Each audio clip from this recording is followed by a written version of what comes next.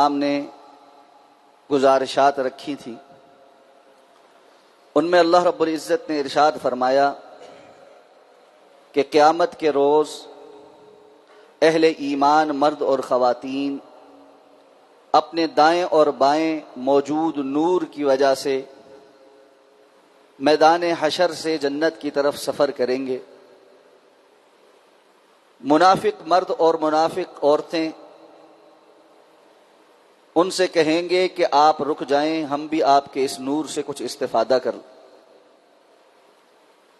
وہ جواباً کہیں گے کہ جاؤ اور پیچھے جہاں سے یہ نور دستیاب ہوتا ہے وہاں سے لے کر آؤ۔ اہل ایمان اور منافقین کے درمیان دیوار کھینچ دی جائے گی، جس کے دروازے سے مومن اس کی رحمت والی طرف چلے جائیں گے اور منافق اس کے عذاب والی سائیڈ باقی رہ جائیں گے۔ وہاں سے چیخو پکار کر کے کہیں گے کہ ہم بھی تو دنیا میں تمہارے ساتھ تھے۔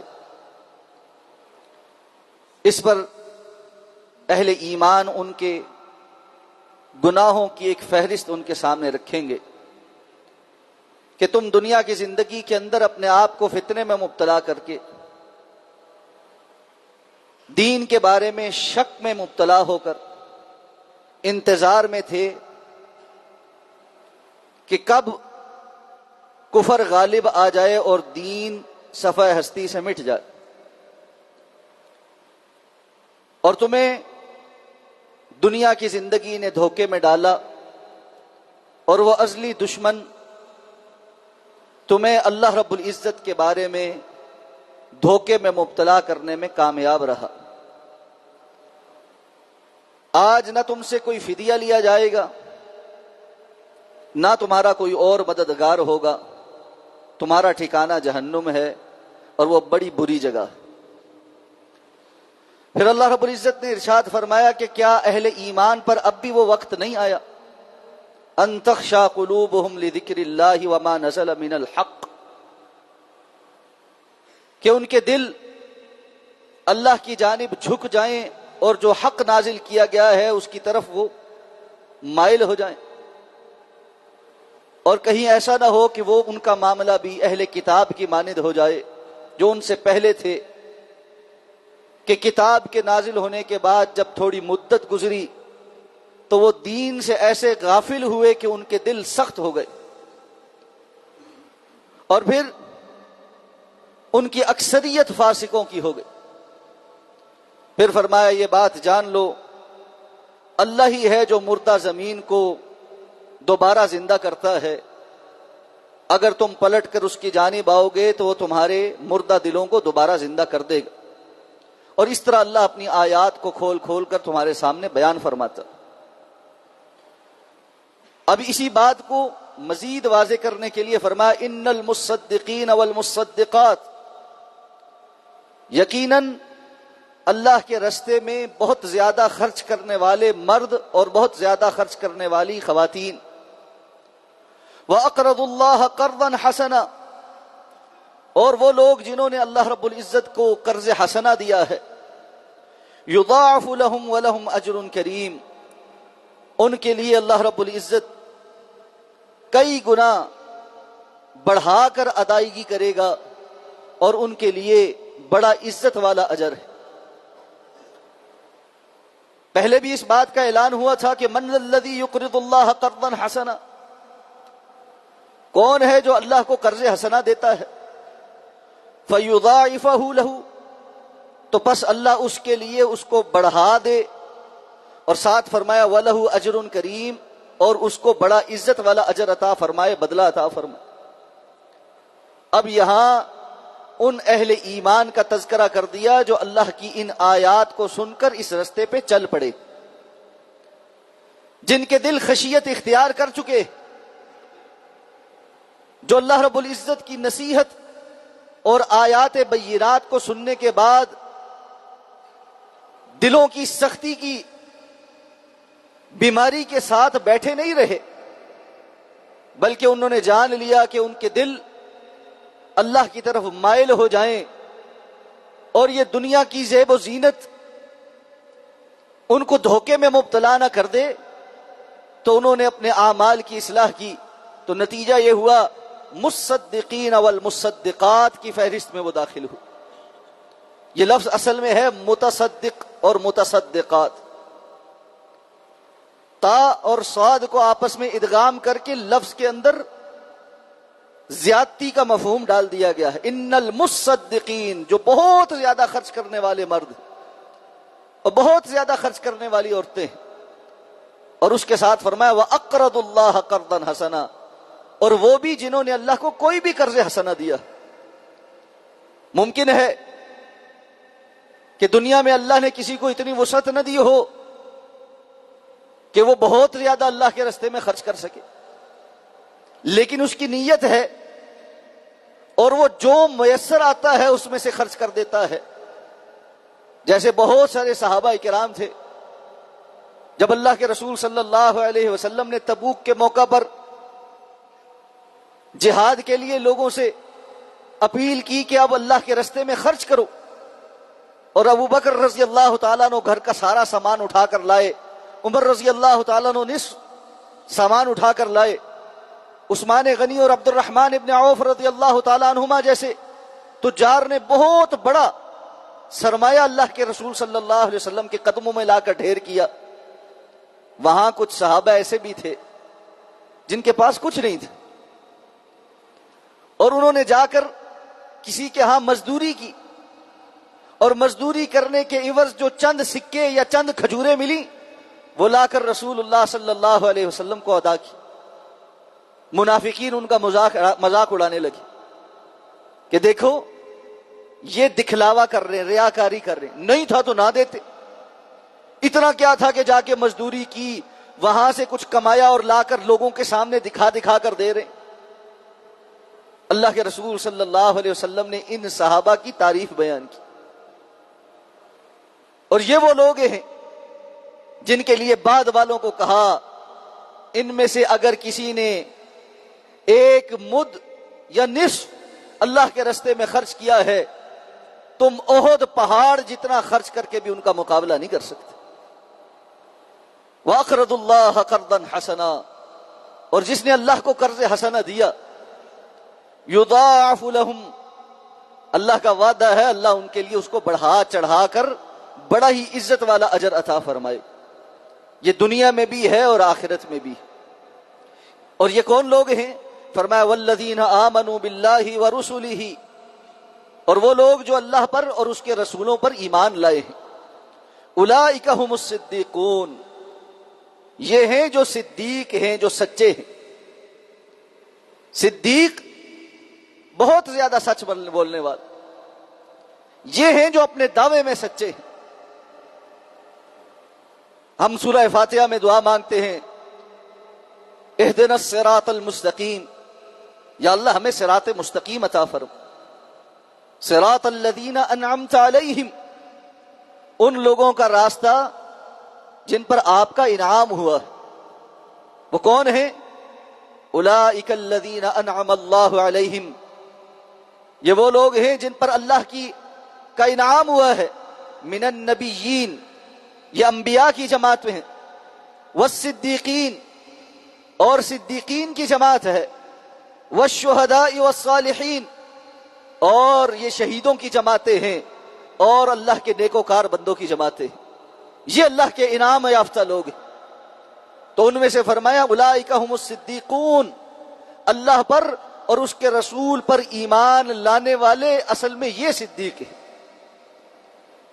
اب پہلے تو کہا تھا یا ایھا الذین آمنوا آمنوا باللہ ورسولہ، اے ایمان والو اللہ اور اس کے رسول پر ایمان لاؤ، اور پھر عملی اقدامات کرنے کا حکم دیا گیا تھا۔ اب ان لوگوں کا تذکرہ ہو رہا ہے جنہوں نے یہ عملی اقدامات کر لیے ہیں، اس لیے ان کے متعلق یہ تصدیق بھی کر دی گئی ہے والذین آمنوا باللہ ورسولہ، جو اللہ پر اس کے رسولوں پر ایمان لے آئے ہیں۔ اولئک ھم الصدیقون، یہ وہ ہیں جنہوں نے اپنے اعمال سے ثابت کیا ہے کہ وہ سچے ہیں اپنے دعووں کے اندر، انہوں نے اپنی زندگیاں بدلی ہیں، انہوں نے اپنی ڈگر تبدیل کی ہے۔ سننے کے بعد واپس اپنی پرانی ڈگر پر چلتے رہنا، اپنی روش کو تبدیل نہ کرنا، یہ منافقین کا عمل تھا. اور اپنی زندگیوں کی کایا پلٹ دینا، حلال کو حلال اور حرام کو حرام سمجھنا، دنیا کی زندگی کو وہی مقام دینا جو اللہ نے بتلایا ہے، یہ صحابہ اکرام کا طرز عمل تھا. فرمایا وَالشُّهَدَاءُ عِندَ رَبِّهِمْ لَهُمْ أَجْرُهُمْ وَنُورُهُمْ، اور وہ شہداء جو اپنے رب کے ہاں ہیں ان کے لیے ان کا اجر بھی ہے اور نور بھی ہے.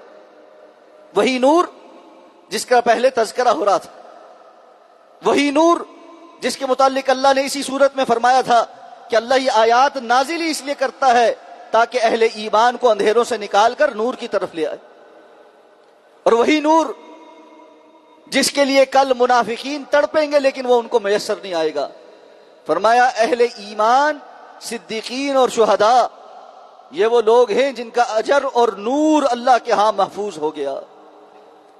آج اس دنیا کے اندر وقت ہے کہ میں اور آپ بھی اپنا اجر اور نور اللہ کے ہاں محفوظ کروا سکتے. اللہ کے ہاں سے ابھی آفر موجود ہے، اپنا اپنا اکاؤنٹ کھلوائیے، ڈپازٹ کرواتے جائیے، اپنے لیے اس اجر اور نور کو مضبوط کرواتے جائیے. آج وقت ہے، کل نہیں ہوگا.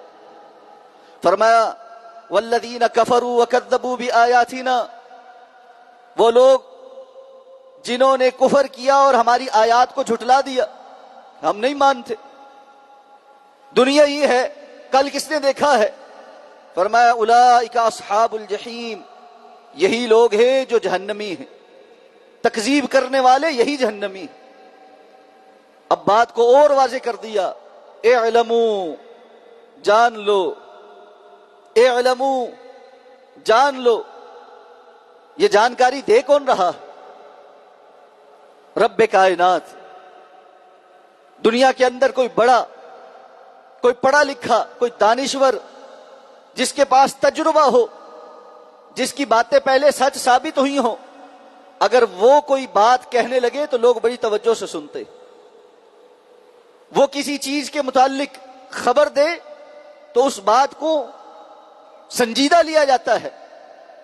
یاد رکھیں رب کائنات سے زیادہ کسی کی بات سچی نہیں ہے.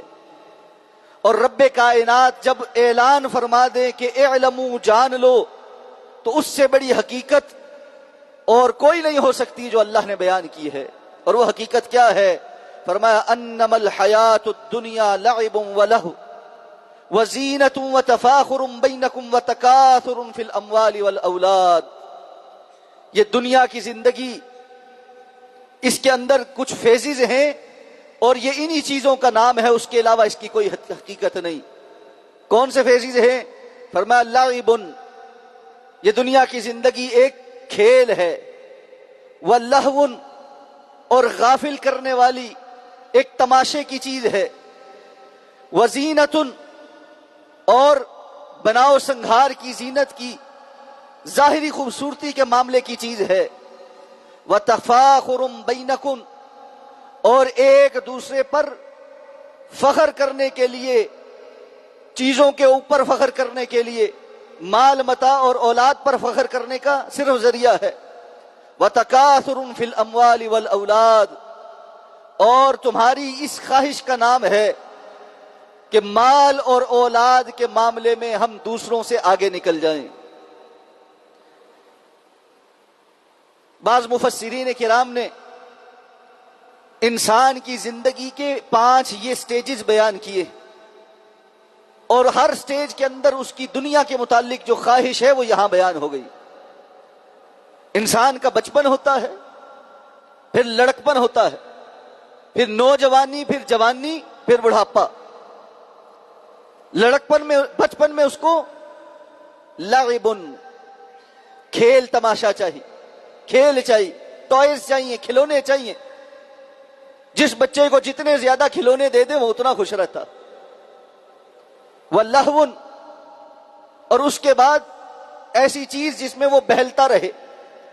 لڑکپن نت نئی جستجو کا نام ہوتا ہے، اپنے وقت کو کہیں نہ کہیں صرف کر کے کوئی نیا ایڈونچر، ہر چیز میں سے کچھ نئی جستجو تلاش کرنا، تماشا دیکھنا، چیزوں کو آبزرو کرنا.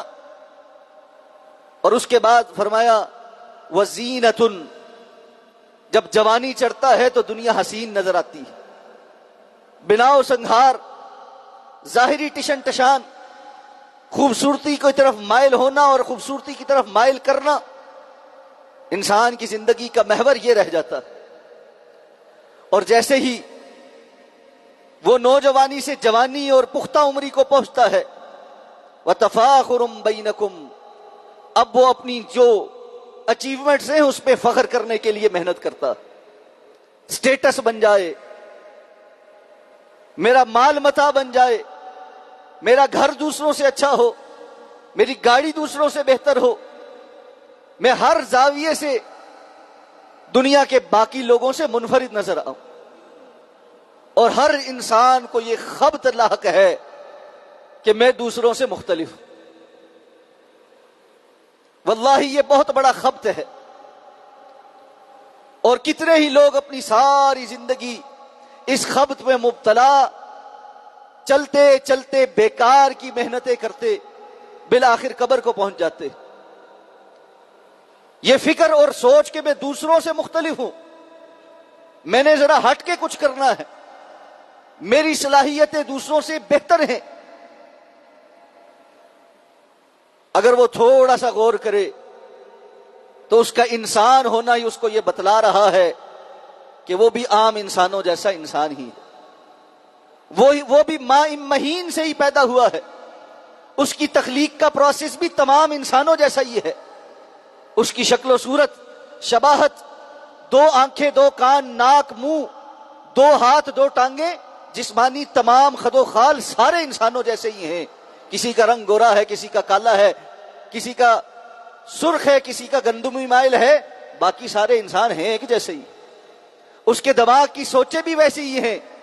اور اگر اس کو لگتا ہے کہ نہیں بہت ذہانت ہے تو اس سے پہلے بہت بڑے بڑے ذہین اس دنیا سے گزر کے چلے گئے، ان کو بھی یہ گمان تھا کہ وہ بڑے مختلف، بڑے لائق فائق اور بڑے دوسروں سے آگے بڑھے ہوئے ہیں.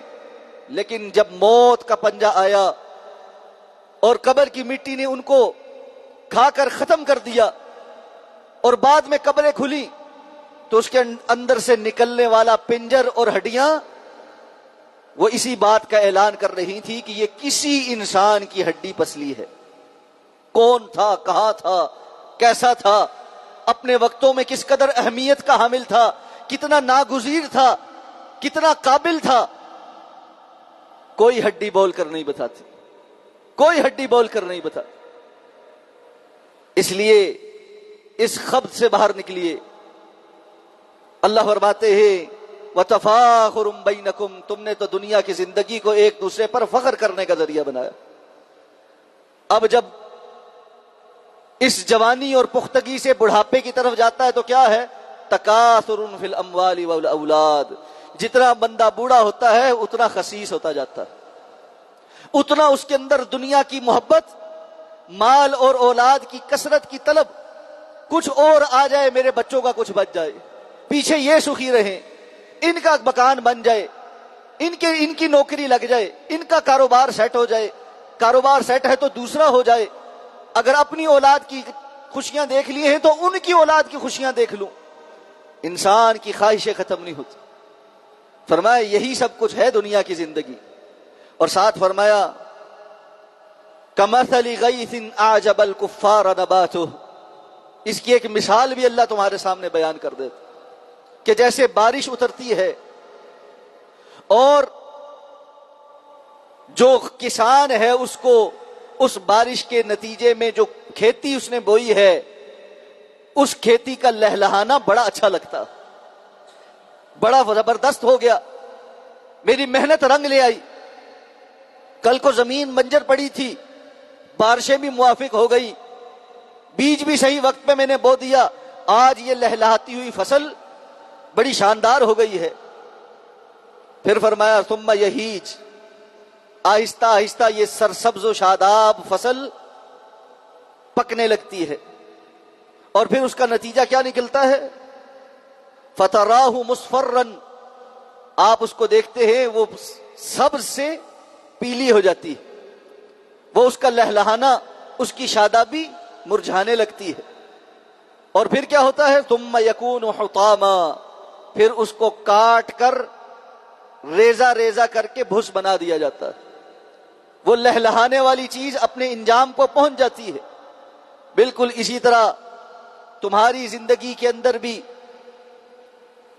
کبھی تمہارا نام و نشان نہیں تھا، پھر اللہ رب العزت کی طرف سے حالات موافق ہوئے اور تمہارا بیج رکھ دیا گیا، پھر اس سے کھیتی نکلی اور وہ جوان ہوئی تو بڑی لہلہا رہی تھی۔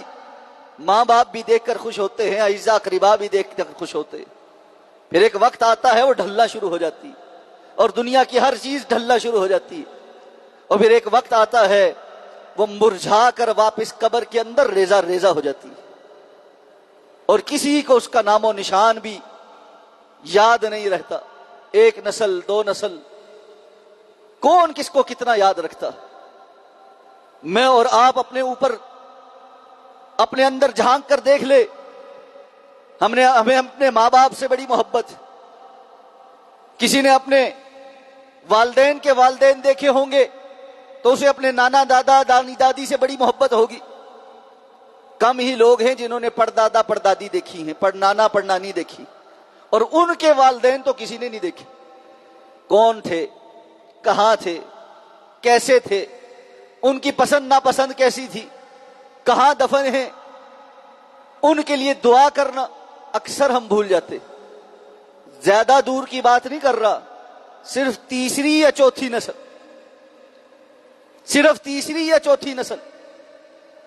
آج میں اور آپ موجود ہیں، ہماری اولادیں آہستہ آہستہ بڑی ہو رہی، ابھی ان کی اولادیں آئیں گی تو ان کی ہمارے لیے ایفیلیشنز تبدیل ہوں گی، اور ان کی اولادوں کے لیے ہم قصہ پاری نہ ہوں گے، اور اس سے اگلی نسل کے لیے ہمارا کوئی ذکر بھی موجود نہیں ہو، کوئی ذکر موجود نہیں ہو۔ کس کے لیے اتنا مر کھپرے، کس کے لیے اتنی تگودو ہے، کس کے لیے حلال حرام کی تمیزیں بھلائی ہوئی ہیں، کس کے لیے اللہ کو بھول کر اللہ رب العزت کو قرض دینے کے بجائے دنیا کے معاملات میں اور سودوں کے اندر پھنسے ہوئے ہیں، کس کے لیے حرام کما رہے ہیں۔ اللہ نے فرمایا وَمَا الْحَيَاةُ الدُّنْيَا إِلَّا مَتَاعُ الْغُرُورِ، یہ دنیا کی زندگی سوائے دھوکے کے گھر کے اور کچھ نہیں ہے، یہ دھوکے کا گھر ہے۔ اور اس سے پہلے فرمایا اور اللہ رب العزت کے ہاں وَفِي الْآخِرَةِ عَذَابٌ شَدِيدٌ وَمَغْفِرَةٌ مِّنَ اللَّهِ وَرِضْوَانٌ، دو ہی باتیں ہوں گی دنیا کی، جب یہ کھیتی ریزہ ریزہ ہو جائے گی اور تم اللہ کی طرف پہنچ جاؤ گے، تو یا تو وہاں پر عذاب ہے اور شدید عذاب ہے، یا اللہ کی مغفرت اور اللہ کی خوشنودی۔ یہ تم نے دیکھنا ہے کہ تم یہاں سے کیا کما کر لے کر جا رہے ہو، شدید عذاب کما کر جا رہے ہو یا مغفرت اور اللہ کی خوشنودی حاصل کر کے جا رہے ہو۔ وَمَا الْحَيَاةُ الدُّنْيَا إِلَّا مَتَاعُ الْغُرُورِ، اور دنیا کی زندگی کچھ نہیں سوائے ایک دھوکے کے سامان کی۔ رسول اللہ صلی اللہ علیہ وسلم نے فرمایا تھا اللہ کے نزدیک دنیا کی حیثیت مچھر کے پر کے برابر بھی نہیں۔ اگر اللہ کے ہاں اس دنیا کی زندگی کی مچھر کے پر کے برابر بھی حیثیت ہوتی، اللہ کسی کافر کو ایک گھونٹ پانی بھی نصیب نہ کرتا۔ اللہ نے تو رسی دراز کی ہوئی، کس دوڑ میں ہیں ہم، کہاں بھاگ رہے ہیں، ہماری سمت کس جانب ہے؟ کبھی سوچا؟ لہو لعب ولہو وزینۃ وتفاخر وتکاثر بینکم فی الاموال والاولاد، بس یہی ہماری کل زندگی، کچھ جمع کر لے، کچھ مزہ کر لے، کچھ فخر کر لیں، اور دوسروں کو جتلا لیں کہ ہمارے پاس تو یہ بھی ہے اور یہ بھی ہے، اور اس کے بعد سب کچھ یہاں چھوڑ کر چلے جانا، اور اگلی نسل کو چونکہ ہم یہی سکھا کر جاتے ہیں تو پھر وہ بھی یہی کرتے، اور مسلسل یہی ریپیٹ ہو رہا۔ یاد رکھیے انبیاء کرام علی نبینا وعلیہم الصلاۃ والسلام کو جو دعوت اللہ نے دے کر بھیجی ہے، اس کی اساس اور بنیاد میں جو باتیں موجود ہیں، ان میں سے ایک اہم ترین بات فکر آخرت ہے اور آخرت کے گھر کی تیاری ہے۔ اور یہ تیاری اللہ اور اس کے رسول پر ایمان لانے سے ہوتی ہے اور اس ایمان کے مطابق عمل کرنے سے ہوتی ہے، وگرنہ صرف باتیں کرنے سے اور عمل وہ ہو جو فیشن میں ہو، جس پر لوگ مطمئن ہو، جہاں زیادہ لوگ جا رہے ہوں، جس طرف جانے پر واہ واہ ملتی ہو، یاد رکھیے یہ اکثر اوقات دھوکے کا سامان ہوتا۔ اور اسی کے متعلق اہل ایمان نے منافقین کو قیامت کے روز کہنا ہے وَغَرَّكُمْ بِاللَّهِ الْغَرُورُ، اس دھوکے باز نے تمہیں اللہ کے متعلق بھی دھوکے میں ڈالے رکھا تھا، اب کرو کیا؟ اللہ نے فرمایا پھر کرنے کا کام یہ ہے سابقوا الى مغفرۃ من ربکم، سابقوا الى مغفرۃ من ربکم، ایک دوسرے پر سبقت لے جانے کی کوشش کرو۔ یہ جس دوڑ کے تم کھلاڑی بنے ہوئے ہو، اللہ نے تمہیں اس دوڑ کے لیے نہیں بھیجا تھا۔ اگر دوڑنا ہی ہے، اپنی صلاحیتیں صرف ہی کرنی ہے، محنت کرنی ہے، تو اللہ تمہیں بتلاتا ہے کہ محنت کا میدان کون سا۔ آئیے اللہ رب العزت کے بتلائے ہوئے میدان کی طرف چلتے۔ وہ میدان ہے الی مغفرۃ من ربکم، اپنے رب کی بخشش حاصل کرنے کے لیے سبقت لے جانے کی کوشش کرو۔ وجنت، اور اس کے نتیجے میں ملنے والی جنت کی حصول کی کوشش کرو، ایک دوسرے سے آگے بڑھ کر حاصل کرنے کی کوشش کرو۔ عرضها كعرض السماء والارض، وہ جنت جس کا عرض، جس کی چوڑائی آسمان اور زمین سے زیادہ ہے۔ اور یہاں پر آسمان جنس کے لیے بولا گیا، دوسری جگہ اللہ نے عرضها كعرض السماوات والارض بولا، آسمانوں سے بھی زیادہ، ساتوں آسمانوں سے زیادہ بڑی جنت اللہ نے تیار کر رکھی ہے۔ اور فرمایا اعدت للذین آمنوا باللہ ورسلہ، یہ اللہ نے تیار کی ہی ان کے لیے ہے جو اللہ پر، اس کے رسولوں پر ایمان لاتے۔ اور یہاں پھر ایمان وہ والا مراد ہے جو اولئک هم الصدیقون اور والشہداء والا، جو اللہ رب العزت کی اس دعوت پر لبیک کہتے ہوئے جب ایمان لاتے ہیں تو اپنے دعووں میں سچے بھی ہوتے ہیں اور اس پر شہید بھی، گواہ بھی ہوتے۔ تو فرمایا اعدت للذین آمنوا باللہ ورسلہ، یہ ان کے لیے تیار کی گئی ہے جو اللہ پر، اس کے رسولوں پر ایمان لاتے ہیں۔ ذالک فضل اللہ یؤتیہ من یشاء، اور یہ اللہ کا فضل ہے، جسے چاہتا ہے عطا فرماتا ہے۔ واللہ ذو الفضل العظیم، اور اللہ بہت عظیم فضل کا مالک ہے۔ فضل کسے کہتے ہیں؟ اردو میں ہم کہتے ہیں نا فضول، زائد۔ فضل جو زائد دیا جائے۔ جنت اور اللہ کی، جنت کی نعمتیں، یہ در حقیقت اللہ کی طرف سے اہل ایمان کے لیے زائد اجر ہے۔ یہ وہ اجر ہے جو اجر کریم ہے اور اجر عظیم ہے۔ کیوں کہ رسول اللہ صلی اللہ علیہ وسلم نے فرمایا کوئی انسان بھی اللہ کی رحمت کے بغیر جنت میں داخل نہیں ہو سکے، اپنے عمل کے بل بوتے پہ کوئی جنت میں نہیں جائے۔ آپ سے پوچھا گیا ولا انت یا رسول اللہ، اللہ کے رسول صلی اللہ علیہ وسلم کیا آپ بھی؟ آپ نے فرمایا ولا انا، میں بھی، سوائے اس کے یتغمدنی اللہ برحمتہ، اس وقت تک جنت میں نہیں جا سکوں گا جب تک کہ اللہ مجھے اپنی رحمت سے ڈھانپ نہ لے۔ یہ اللہ کی رحمت ہے، یہ اللہ کا فضل ہے کہ انسان کے تھوڑے سے اعمال کو اللہ رب العزت شرف قبولیت عطا فرما کے اس کی کوتاہیوں کو صرف نظر کر کے اپنے فضل سے جنت میں داخل کر دے، اور وہ ہے ابدی اور اصل زندگی۔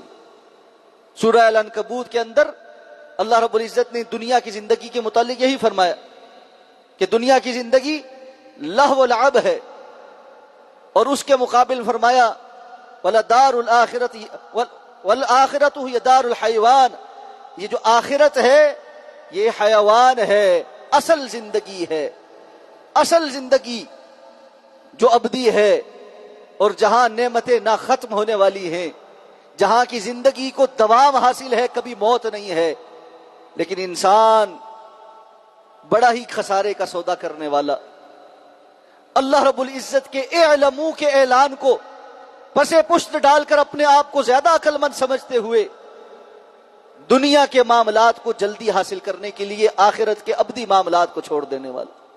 بل تؤثرون الحیات الدنیا، تم دنیا کی زندگی کو آخرت کے مقابل فوقیت دیتے ہو، والآخرۃ خیر وابقی، جبکہ اللہ کے نزدیک آخرت تو بہت بہتر اور باقی رہنے والی ہے۔ اس لیے فیصلے کیجئے اپنے لیے بھی اور اپنی نسلوں کے لیے بھی۔ جہاں آپ ان کی دنیا سنوارنے کے لیے بڑے فیصلے کر رہے، بڑی محنت کر رہے ہیں، بڑی تگودو کر رہے ہیں،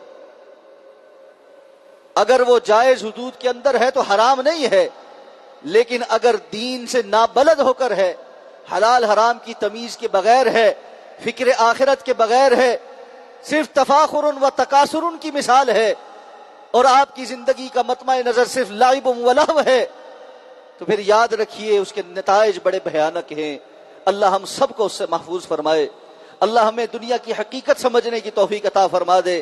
اقول قولی ھذا واستغفر اللہ لی ولکم ولسائر المسلمین برحمتک یا ارحم الراحمین۔